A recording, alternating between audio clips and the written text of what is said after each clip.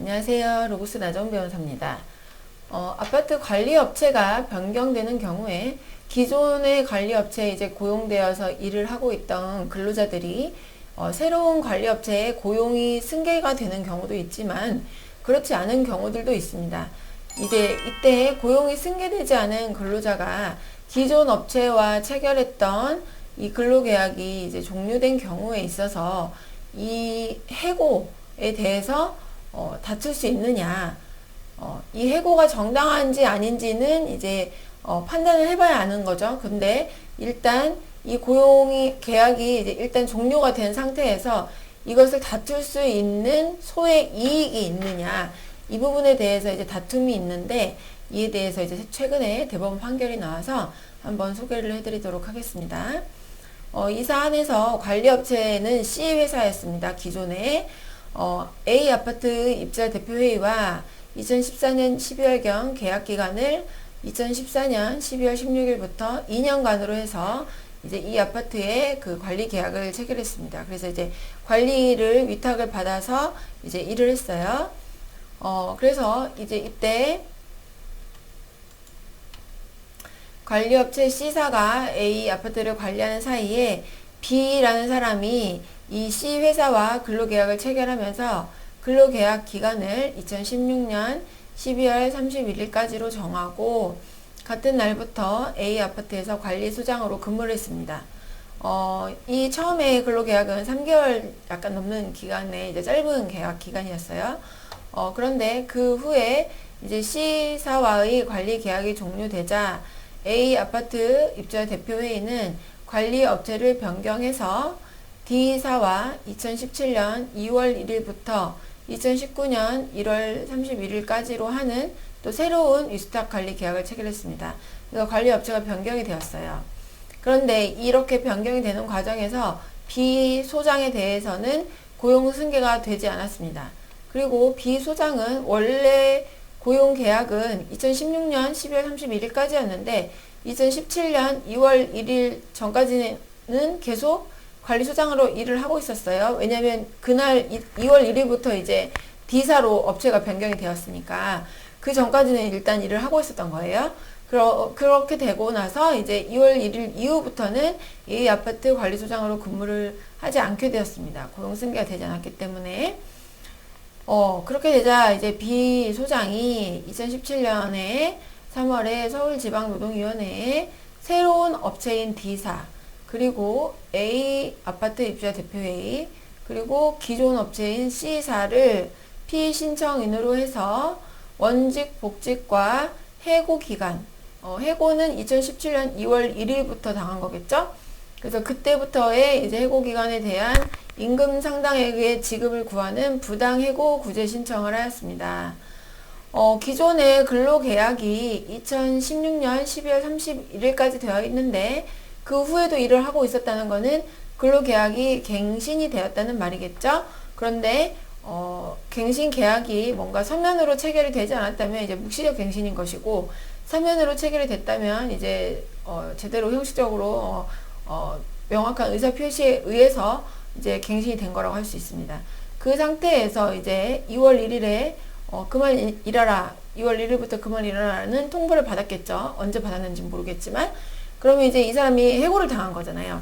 그래서 해고에 대해서 부당해고를 다투고, 그래서 원직을 복직해달라, 원직으로 복직시켜달라, 그 다음에 해고 기간 동안에 임금을 달라라는 부당해고 구제 신청을 하게 된 것입니다. 이렇게 구제 신청을 했는데 이에 대해서 이제 어떻게 결론이 내려졌느냐, 이제 이에 대해서 한번 살펴보도록 하겠습니다. 처음에는 서울지방노동위원회에 구제 신청을 했는데 이때는 D회사, 그러니까 새로운 입주자 대표 회의가 이제 그 계약을 새로 맺은 그 관리업체, 여기는 이제 이 B씨의 사용자라고 볼 수 없다. 그 다음에 입대이도 B씨의 사용자라고 볼 수 없다. 그러니까 이제 D회사나 아파트 입대에 대해서는 이 근로자가 아니기 때문에 이 구제 신청이 당사자 적격이 없다. 이렇게 이제 판단을 했습니다. 그 다음에 이 B 소장과 C사, 원래의 관리회사와의 근로계약은 이미 종료가 되었다. 이 판단할 당시에.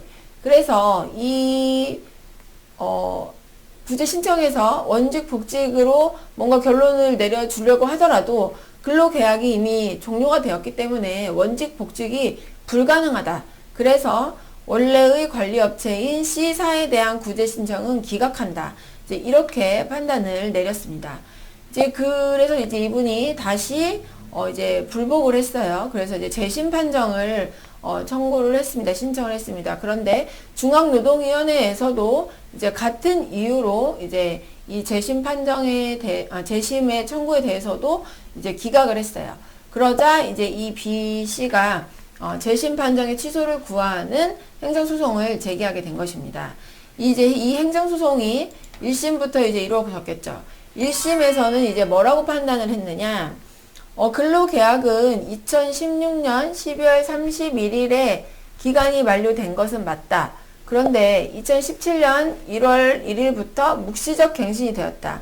그러니까 이제 서면에 의한 갱신은 아니지만, 서면으로 이루어진 근로계약서에 의한 갱신은 아니지만 계약 갱신이 되기는 됐다.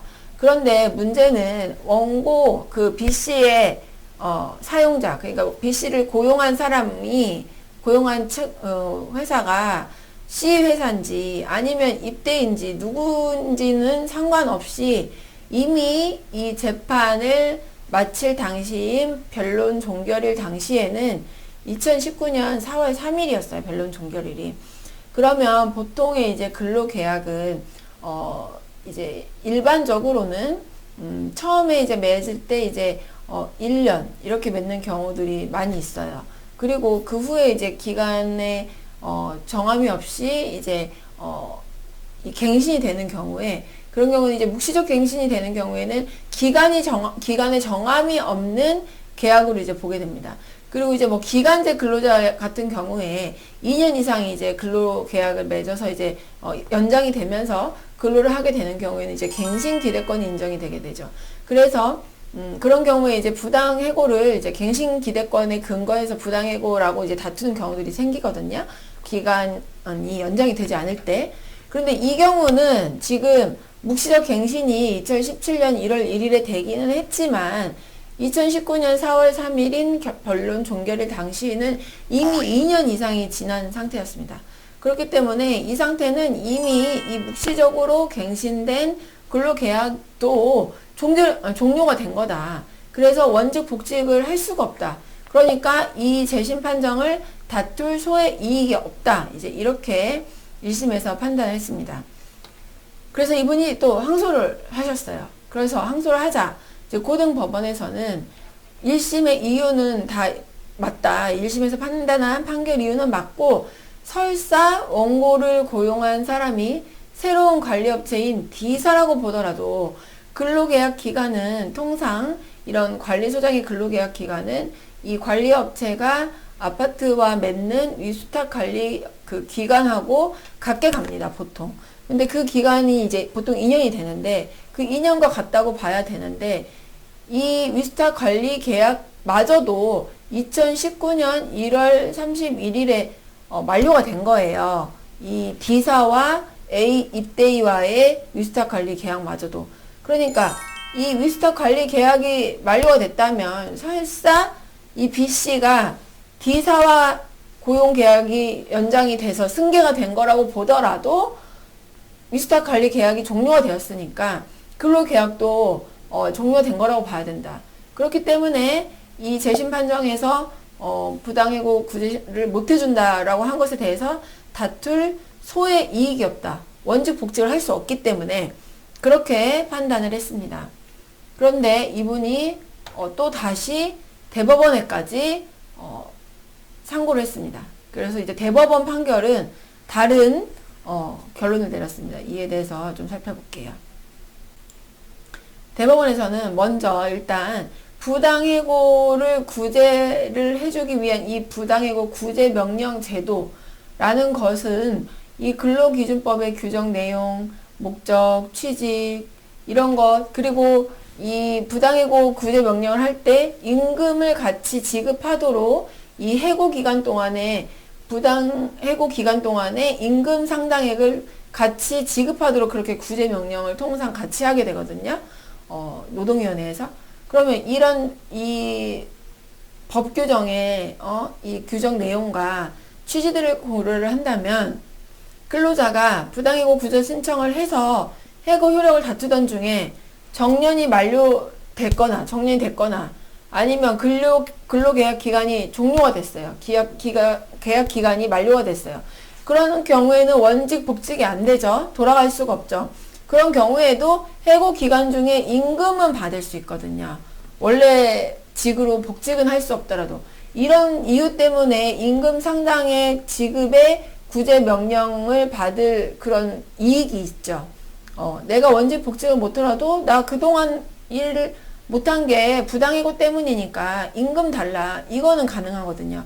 그렇다면 이 사건에서도 당초에 구제 신청을 기각을 한 것에 대해서 나 원직 복직은 안 되더라도 임금은 달라. 이것을 다툴 이익이 있다는 거예요.